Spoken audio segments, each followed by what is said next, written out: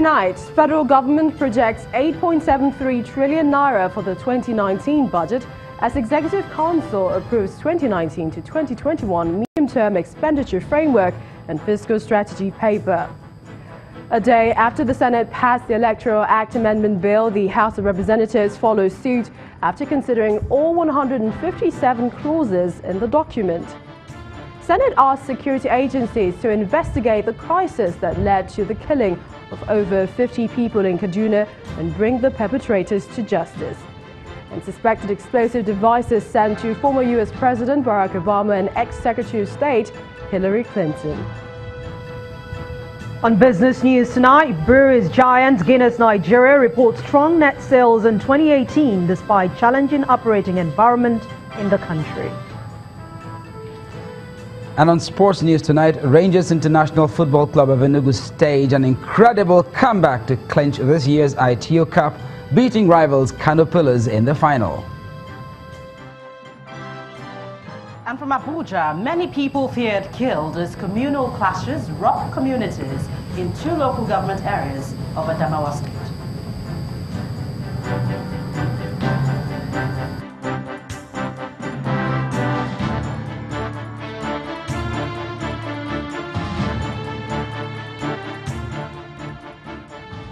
We begin tonight with the first step taken by the federal government towards preparing the 2019 budget, which it estimates at 8.73 trillion naira.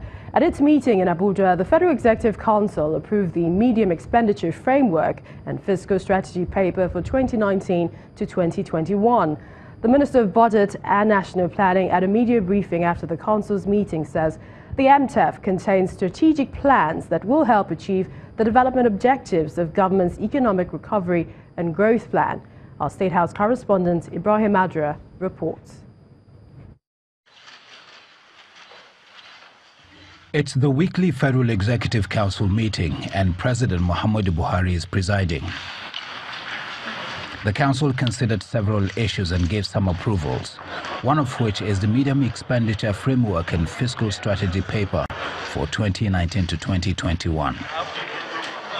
It is a requirement of the Fiscal Responsibility Act and the first step towards the passage of the 2019 budget. It is based on some assumptions. Oil price benchmark of $60 US. Oil production of 2.3 million barrels per day. Exchange rate of 305 naira per US dollar. And the growth rate, GDP growth rate of 3.01%. The MTEF also projects a budget of 8.73 trillion naira, 400 billion naira less than that of 2018. Comparatively, oil benchmark is $60 US in the current MTEF, while it was 42.5 in 2017, 45 in 2018, and $50 US for 2019. Production levels has continued to hover between 2.2 to 2.4 million barrels per day from 2017 to 2019 and should remain so from 2029 to 2021. The MTEF projects a GDP growth rate of 3.01%, which falls below the previous projections from 2017. The MTEF FSP, which is to be sent to the National Assembly, pegs the naira at 305 per dollar. The MTEF FSP that was approved today is designed to translate the strategic development objectives of the Economic Recovery and Growth Plan into a realistic and implementable budget framework for the medium term. The Council also approved a credit of $1.5 million US. A loan of $1.5 million US from the African Development Fund to finance the multinational Abidjan-Lagos Corridor Highway Development Project study. Mrs. Ahmed spoke of the 2018 budget performance. The personnel budget is 100% performed. We have been able to pay salaries and pensions as and when due. And also, of the recurrent expenditure, out of 9 months, that is up to September, we have been able to release 5 months. The debt service also has been paid, met 100%. The revenue is where we have a challenge. Other approvals are the construction of a 46-kilometer Lagos-Badagry border road at 63.02 billion naira. There is the Gwarizok-Arai road at over 1 billion naira and the Zobe water scheme. This project was first contracted out by the federal government in 1992. But was never completed. Council has agreed to terminate and re-award the contract for the Katsina wind farm, where only 15 out of 37 turbines have been completed. From the presidential villa, Ibrahim Adra, Channels Television News. Meanwhile, monetary and fiscal policy experts have been assured that there is nothing to worry about concerning Nigeria's debt profile. The Director of Budget in the Ministry of Budget and National Planning, Mr. Ben Akabueze, says the country's problem is revenue generation and not debts. Speaking on the sidelines of the 24th Nigerian Economic Summit Group Strategic Dialogues in Abuja, Mr. Akabueze insists that an increased revenue generation by the federal government will assist greatly in erasing the nation's debt profile. He appeals to Nigerians and businessmen operating in the country to team up with the federal government in its efforts to increase its revenue generation base. For us in Nigeria, lately, there's been a lot of debate, a lot of talk about, about government, borrowing. And those who talk about it are probably justified to express the concern. But the truth is, I think that we are generally having the wrong discussion. I personally don't think we have a debt problem, at least not yet in Nigeria.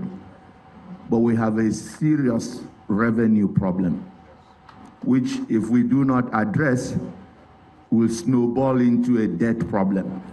But instead of having a discussion around the revenue issue, we're talking about the debt. I mean, Morocco, for instance, has a 63%, debt to GDP ratio. We have a 20% debt to GDP ratio. Morocco has over about 3.4% deficit. Deficit to GDP ratio. Well, let's take a further look at the issue of the economy as it relates to the 2019 budget projections as well as funding challenges. Joining me to discuss this in the studio is the Director General of the Lagos Chamber of Commerce and Industry, Mr. Yusuf. Great to have you on the News. Thank you very much. All right, let's begin with the comment of the DG of the Budget Office on the issue of debt profile. Do you think there's anything to worry about? There's a lot to worry about. Because if you have a situation where you budget 2 trillion naira to service debt, because that is the figure we had for 2018 budget, and your capital expenditure is about 2.5 trillion budget, that is something to worry about. When we look at the debt to GDP ratio, of course, we may be doing okay. But the challenge with that model of computation is that we have quite a large chunk of the GDP that doesn't generate revenue. Take agriculture, for instance. Agriculture accounts for about 23% of GDP. If you talk to the FRS or the State Inland Revenue Service, revenue from agriculture is almost nil. So based on what he has said, we should also be thinking about revenue generation and the debt. The key thing, and this has been recognized even in the debt sustainability report of the CBN. This concern has also been raised even by the Debt Management Office. Because you have a debt problem if you don't have the revenue to support the debt. So if you don't have the revenue, we have to do something about the debt. There's a major issue with debt sustainability. And it's causing a lot of, crisis in terms of fiscal management. It's causing a lot of challenges in terms of deploying resources to develop some critical areas of the economy, like infrastructure, for instance. Let's go straight into it. The budget of 8.73 trillion naira projected by the executive for 2019. What's your reaction? No, that is great. That is within the context of the MTEF and the fiscal strategy paper. The assumptions look okay although some will have to, they need to tweak some of the assumptions. For instance, the assumption on GDP growth rate of 3% looks to me to be on the optimistic side.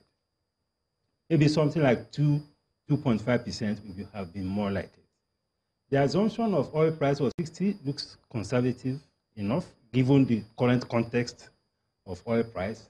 The assumption of 2.3 million barrels per day oil output, I wish that could be more conservative.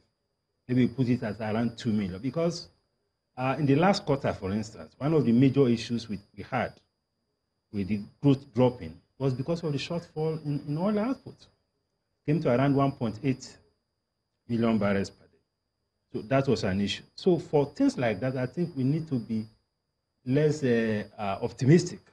We don't lose anything by being conservative, so that we don't do projections that we cannot meet. So will this affect the outcome? The exchange rate, 305 is something that we can interrogate. Because over the last 1 or 2 years, exchange rate has been around 350, 360. So putting an exchange rate at 305, I don't think is something that should stand. And the GDP ratio, growth rate 3%? 3%, of course, that is a bit optimistic. If you put that at 2.5, I think that would be more like it, or 2%. Currently we are doing 1.5. And we already also have challenges around the economy, investment climate, and the rest of it. And you cannot also, because the economy is still largely driven by oil. And it's a very volatile sector. So it is important to be very cautious in our optimism. Let's also look at, given the fact that we will be entering an election season, do you see this impacting execution of the document? Well, I don't see it impacting so much. From our recent interaction with the Minister of Budget and Planning, he gave assurance that the President has directed that the economic team should remain focused on issues of the economy and that they should not be distracted by issues of politics. So that has given some comfort. But the only worry with the election is the risk it poses to investors, the uncertainty that it creates, the risk it poses to things like contractual obligations. Because we have seen instances where, because there was a change of government or a change of ministers, or even a change of commissioners or governors, had seriously impacted contractual obligations. There are also possibilities of policy risk. If you have a change of government or you have a change of regime or something, there could be implications for policy. And most of the investment that we have in the private sector, particularly in the real sector, a lot of it are dependent on existing policies. So if you have sudden changes of policy, that will also create problems. So there are a lot of risk around political transition, which has to do with uncertainty around policies, around the contractual obligations and things like that. So some people would say we're back where we started, and this appears, anytime there's a budget, there's several projections that are made, several optimism, but then the realities, bring a different result, even though we know the MTEF and FSB are supposed to be opportunities to positively grow the economy. No, you see, a budget is an estimation. It's not cast in stone. It's just a projection. Either you are estimating in terms of revenue or you are estimating in terms of expenditure. What is important is to, as much as possible, reach very close to the targets. That is why we have the fiscal strategy paper supporting all these projections. Because the fiscal strategy paper sets the policy framework, the tax policy, the trade policy, the exchange rate policy, investment policy, and so on and so forth. All this is set the framework, the context for the projections that are in the MTEF. All right, Director General of the Lagos Chamber of Commerce and Industry, Mr. Mudu Yusuf, thank you for coming on the News at 10. Thank you very much, my friend. In part 2, after the break, court grants 15 million naira bail to the former governor of Ekiti State. Ayodele Fayose orders 2 sureties to issue a 50 million bond in a reputable bank, as well as possess 3 years tax clearance. Please stay with us.